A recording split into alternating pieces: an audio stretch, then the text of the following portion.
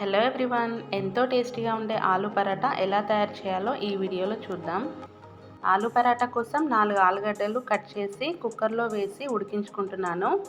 చపాతీ కోసం పిండి ఎలా కలుపుకుంటామో అలా కలుపుకొని పక్కన పెట్టుకోండి. కడాయిలో కొద్దిగా ఆయిల్ వేసుకొని అందులో జీలకర్ర, పచ్చిమిర్చి, సన్నగా తరిగిన అల్లం ముక్కలు, సన్నగా కట్ చేసిన కరివేపాకు, కొత్తిమీర, ఆనియన్స్ కూడా వేసి బాగా కలుపుకోవాలి.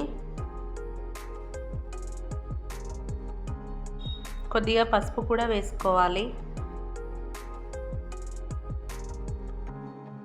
ముందుగా మనం ఉడికించి పెట్టుకున్న ఆలుని మ్యాష్ చేసి కడాయిలో వేసుకోవాలి. ఇందులోనే కొద్దిగా సాల్ట్ వేసుకొని ధనియాల పొడి కూడా వేసుకోవాలి. కొద్దిగా కొత్తిమీర యాడ్ చేస్తున్నాను. కావాలంటే మీరు నిమ్మరసం కూడా కలుపుకోవచ్చు. ముందుగా నానబెట్టుకున్న గోధుమ పిండిని ఈ విధంగా బాల్స్లా చేసుకొని ఇలా బౌల్ షేప్ వచ్చేలా రౌండ్గా చుట్టుకొని అందులో ఈ మసాలా పేస్ట్ను పెట్టుకోవాలి. స్లోగా ప్రెస్ చేస్తూ చపాతీ చేసుకోవాలి.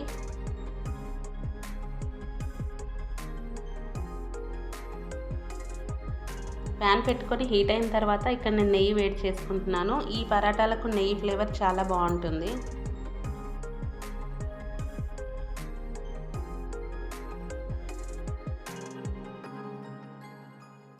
ఇదే విధంగా మిగిలిన పరాటాలన్నీ చేసుకోవాలి.